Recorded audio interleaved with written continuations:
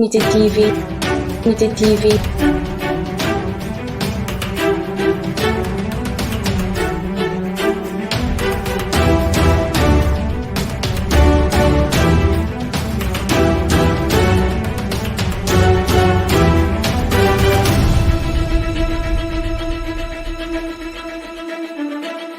Unité TV.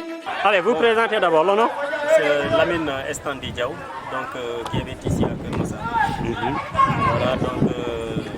Justement, votre déclaration, pourquoi vous allez concentrer votre déclaration? Nous allons concentrer la déclaration sur le tournoi organisé par des gens qui habitent ici à Kermassa, qui sont avec le maire Diana Madia, qui est une responsable politique. N'est-ce pas? Donc, ils sont en collaboration avec le collectif Kermassa Réclame son stade. Justement, la finalité de ce tournoi, c'est quoi? Bon, la finalité, c'est ça, parce que là, comme vous l'avez vu, on est en train de jouer nos quarts de finale dans un stade communément appelé stade terrain central. Donc, jusqu'à présent, le 46e département du Sénégal n'a pas encore de stade.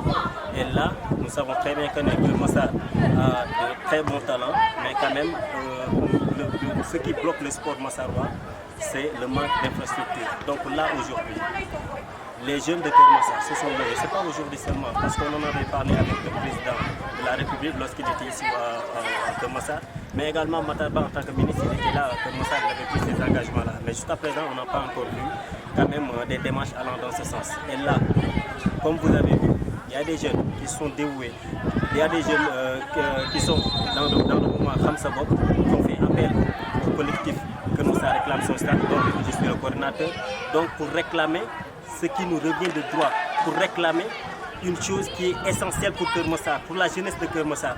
On en a marre vraiment d'aller dans les stades de Malika ou de Mbao ou d'Al-Sandigo pour jouer nos matchs. Kermassa aujourd'hui ne pas être un département qui doit se dépendre des autres départements pour jouer au football ou bien pour pratiquer son sport. Voilà le besoin crucial qui fait partie de nos objectifs numéro 1 pour qu'aujourd'hui le président de la République puisse entendre l'appel de cette jeunesse massaroise pour que voilà, Kermassa puisse avoir son stade multifonctionnel. Justement, vous avez parlé d'absence d'infrastructures sportives. Si l'on sait que il y a 2-3 ans, si je ne me trompe pas, le ministre Matarba avait fait une visite ici à Kermassa avec le maire Moustapha Mendy. Ils avaient annoncé en grande pompe la réfection justement de ce stade. Qu'en est-il exactement? Mais comme vous l'avez constaté, c'est de ce stade qu'on parlait. Mais jusqu'à présent, on joue dans un stade vague, dans un terrain vague. On ne parle même pas de stade. C'est le stade El Hadj Amadou Mar Diop, communément appelé terrain central. Et là, comme vous avez vu, on est en train de jouer nos quarts de finale pour un tournoi qui a débuté depuis le 14 mai 2022. On est en train de jouer nos quarts de finale toujours dans ce stade. Et on l'a fait exprès. On pouvait aller à Mbao ou bien à Sandigo ou bien à Malika. Mais on l'a fait exprès de venir ici pour montrer à tout le monde que voilà, même si Kermassa est un département, c'est un département qui manque d'infrastructures. Matarba avait pris des engagements. Mais jusqu'à présent, rien n'a été réalisé. Et c'est pour cela qu'aujourd'hui, avec le mouvement Khamsabok, on a voulu quand même faire un appel au président de la République pour que cela puisse se faire à Kermassa, parce que c'est bien possible.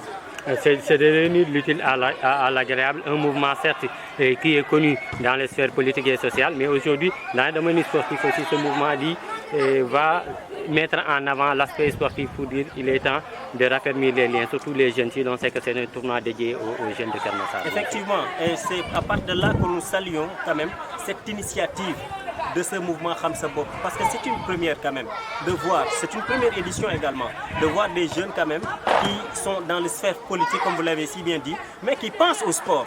Aujourd'hui, on peut dire que c'est la politique qui est au service du sport et on en a besoin. Et on fait appel aux autres quand même qui sont dans les sphères politiques de pouvoir faire aider le sport massarois. C'est ce dont le sport massarois a besoin actuellement. waaw maa ngi tudd Mansour Sow dëkk Kër Massar nekk président des jeunes du mouvement Khamsabok, président de Diana Madia.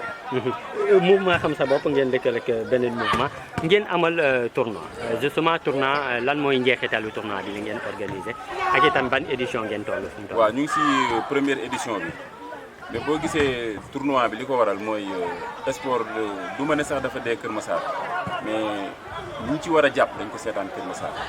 Kër Massar am na ay talent yoo xamante ne nii tey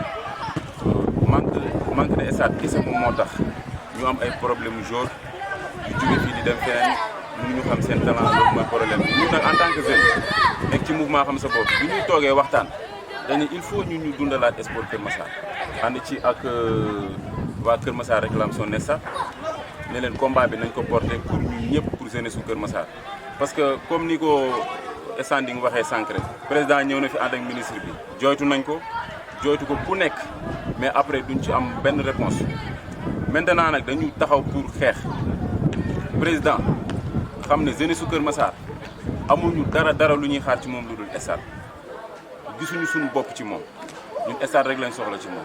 ku la dégg day mel ni amoo leen stade kon lii lan la nii.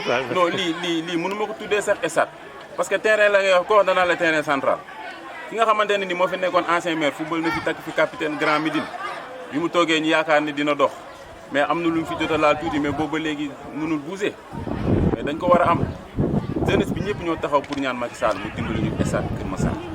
xam nga mouvement navétane dañuy dégg ni waa Kër Massar ñu ngi évoluer ci navétane ñu ngi mais ñëpp ñu bëri xamuñu ni dañuy génn hors de Kër Massar ndax lii tournoi bi ngeen organisé tamit c'est pour mettre la lumière ñu xam ni que manque infrastructure mu ngi fi surtout ci wàllum sport. waaw surtout loolu moom moo tax sax match yi ñu koy defee ci terrain bi génn bu ñu neexoon dañ koy génne mbaaw génne ko feneen mais boobaa jooytu ko dootul saf dara mais dañ koy def ci terrain bi nga xamante ne nii moom lañ bëgg ñu defal ñu ko stade wala soit fu mu mënti doon mais na nekk Kër Massar loolu kese moom moo tax tournoi bi final beeg lépp fii lañ koy defee mais autorités yi ñaata autorités yi ñoo nekk Kër Massar tey war a xeex pour Kër Massar am stade war a xeex pour dimbali jeunesse bi sport bi dund Kër Massar mais kenn defu ko ci amul kenn rek moo fi nekk di dimbali jeunesse bi ci sport muy Dieynaba Ndiaye ak Moussa Camara mais am na loo xam ne moom ñoom mënuñu lépp dafa am fu ñuy yem ñu yem fa li ci des nag état rek moo ko mën a eggale te ñun laaj soxlawuñ ci kenn ku dul président de la république moom la ñu soxla pour mu ñëw jàppale ñu Kër Massar am stade parce que jeunesse bi soxla nañ ko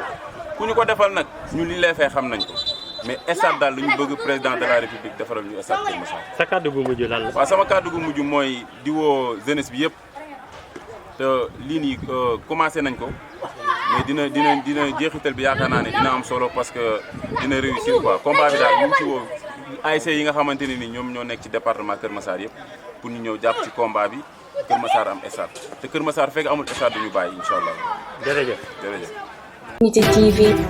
Unité TV.